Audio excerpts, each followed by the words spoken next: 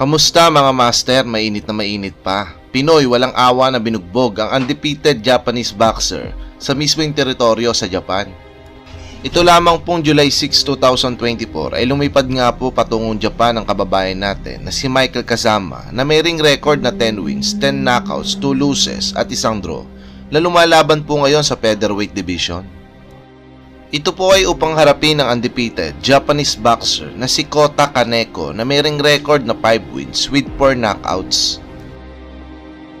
Alam nyo ba mga master na napakataas po ng expectation ng mga Japanese sa batang si Kota Kaneko, kumbaga matinding prospect po nila ito sa featherweight division.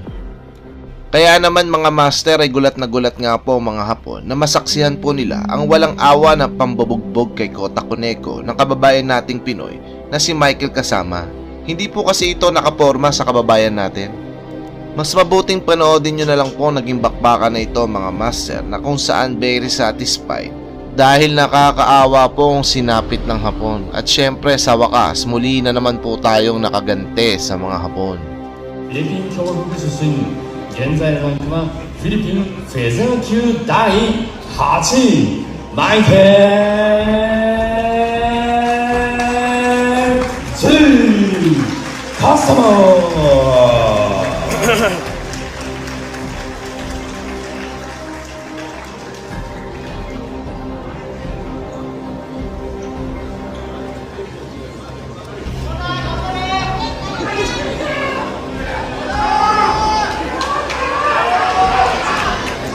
Justin Trinidad, pagtapos po nito i-end live ko muna tapos re-relive ko na lang po ulit. Okay po.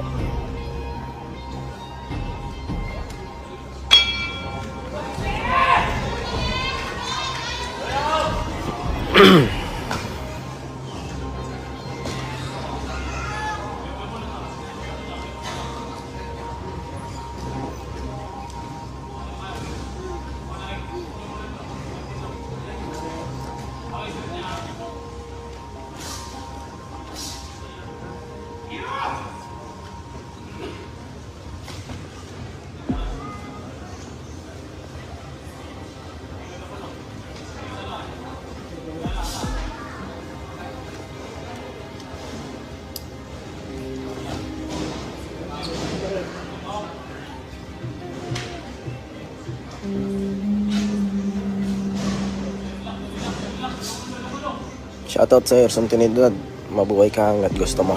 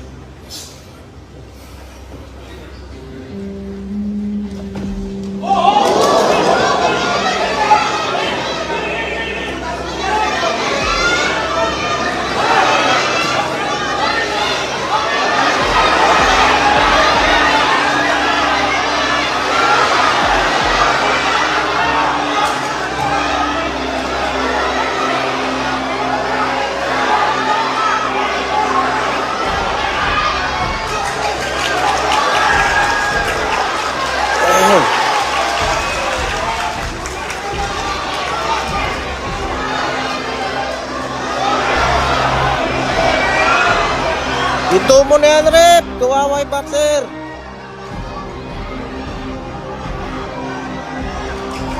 Uy! Uy! First round knockout. April 30, taong 2024, may isang Japanese boxer ang dumayo sa ating bansang Pilipinas. Ito ay upang subukang agawin ang titulo ng isa nating kababayang Buhileño na si Reggie Suganov na kasalukuyang may hawak ng titulong WBO Global Light Flyweight title. Sa mga di po nakakakilala kay Reggie Suganov mga master, isa po ngayon si Suganov sa pinakamatindi po nating prospect ngayon sa division na Light Flyweight. Meron po itong kartada na 15 wins with 5 KOs at isang talo pa lamang po. 26 anyos gulang pa lamang ito at 6 na taon pa lamang po ito sa professional boxing, pero title holder na po ito ngayon. At sa taong 2024 nga po mga master, sa di nga po inaasahang pagkakataon ay isang Japanese boxer nga po ang nangahas na dumayo sa ating bansa upang iuwi ang titulo ng ating kababayan na si Reggie. Di rin naman po basta-basta ang Japanese boxer na dumayo na ito. Alam naman nating lahat na sa panahon po ngayon ay iba na po ang kalibre at kalidad ng mga boksingerong Hapon ngayon. Lalo pat isang knockout artist ang dumayo sa ating bansa upang sugupain ang Pinoy boxer natin. Ang Hapon na ito ay nagngangalang kay Ishizawa, 27 anyos gulang, na may ring record na 11 wins with 10 knockouts, 3 losses with 91% knockout ratio. Bagamat mas lamang ang ating kababayan pagdating sa experience, ay pinaniniwalaan nga po ng mga Japanese boxing analysts na easy fight lang daw po ang Pinoy sa kanilang pambato. Ito ay dahil mahina lang daw po ang kamao ng Pinoy dahil sa mababang knockout ratio nito sa kartada nito. Kaya naman, lakas loob ang mga Hapon na ito na sila na mismo ang dadayo sa Pilipinas dahil kumpiyansa nga po ang mga ito na magiging madali lamang ang laban na ito sa kanilang kababayan at madali lamang nilang maiuwi ang titulo ng Pinoy. Pero isang malaking pagkakamali pala mga master ang mababang pag-estima nila sa ating kababayan dahil sa laban na pala na ito, muntikang matapos ang karir ng Hapon na ito dahil diretso po ito sa ospital mga master. Halina't sabay-sabay po natin panoodin ang highlights ng laban na ito na kung saan stretcher ang inabot ng Hapon na ito. Sa unang rounds ng bakbakan mga master ay maganda po agad ang pinapakita ng ating kababayang Pinoy. Magagandang mga kombinasyon po agad ang pinapamalas po nito. So dito po sa round number 1, medyo nagkakapaan pa sila. Again, scheduled for 12 and usually the longer fights would favor the Filipino, who's more of a boxer, a stylist, and he is a power hitter, but now he's displaying some power. 4-punch combination, no response for Ishizawa. Very young Luisito Espinosa, the way he's built, and the hand speed, perhaps of Rolando Navarrete. Of course, the light flyweight division is where the most championships have been taken by Filipinos. Suganov, sinusubok-subukan pa rin. By our unofficial scorecard, Suganov is leading in this round. Let's see what kind of finishing kick this 27-year-old from Japan has.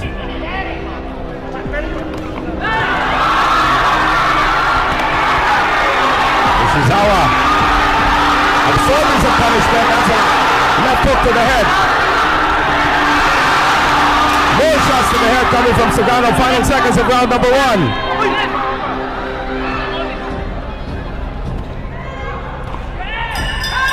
Sa round 2 mga master ay naging agresibo na po ang kalaban na Hapon. Dito rin nagsimulang dumugo ang ulo ng ating kababayan na tila ba na accidentally headbutt ito.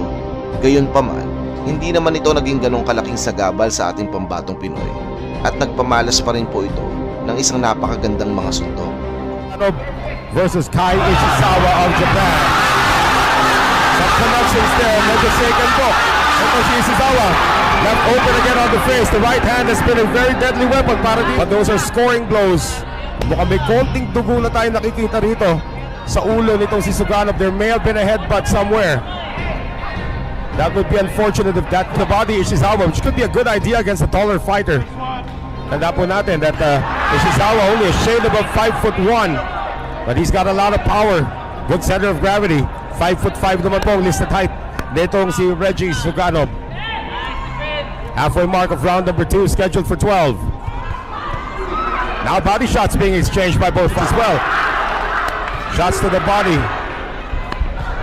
Better defense actually here for Ishizawa pero nakakalusot pa rin. Sa pagsapit po ng middle rounds mga master ay well controlled na po ng ating kababayan ang laban kontra sa Hapon. Halos hindi na po maimulat ng Hapon ang mga mata nito dahil sa mga power punches na sinasalo ng pagmumukha nito sa kababayan nating Pinoy.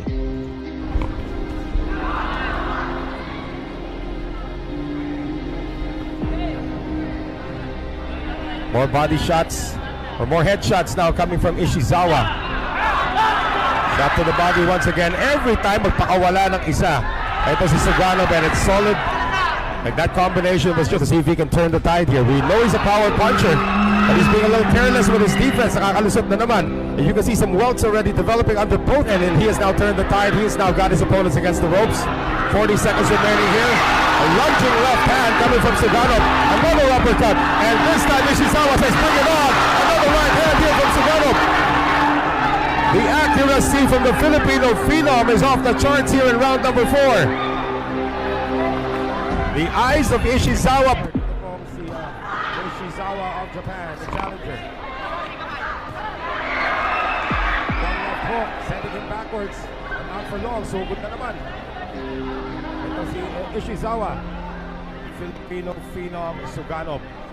So it is not on the eye, it's over the bridge of the nose. Sa pagsapit ng round 7 mga master ay muli na naman pong tumagas ang dugo mula sa head injury ng kababayan nating Pinoy na sinamantala naman ng Hapon, kaya naman tila ba nakabawi na ito sa Pinoy sa pagsapit ng round na ito. Masugat na natamo etong si Reggie Suganov as early as the first round. Tutok pa lamang po the first round pero talagang naging lahuan na nung 5th round. The doctor had to be brought in to check it out.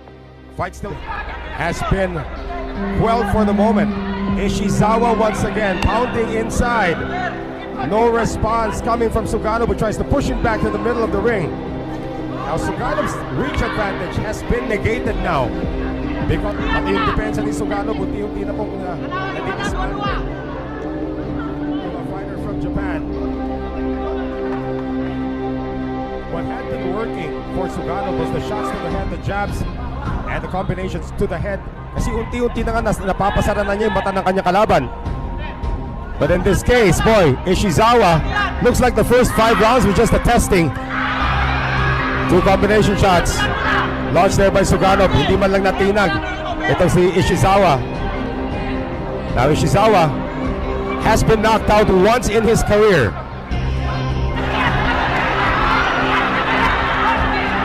Taniguchi has really Ishizawa has really flipped the script here. Naging flat-footed na itong si Suganov. He is retreating, and every time he tries to pull off something, Ishizawa is in his face. Another round looming towards the fighter from Japan. Suganov was so accurate in the first 3 rounds, now he can't hit anything.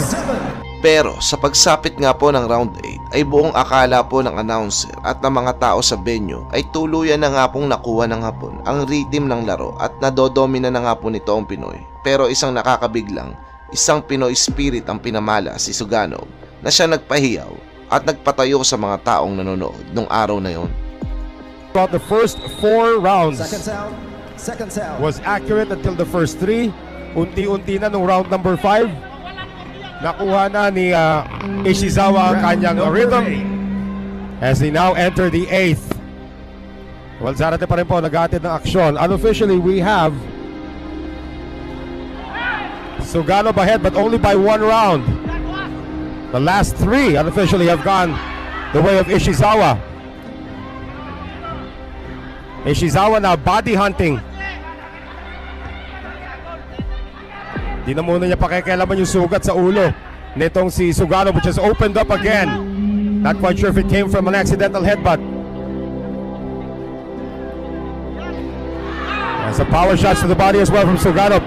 He's trying to destroy the timing of Ishizawa. And it looks like here in the 8th round, Suganov has been successful so far. Junior flyweight division after campaigning most of his career as a minimum weight. Ishizawa. Oh! Ishizawa got staggered there by the left hook coming from Suganov. And another one! Ishizawa is down!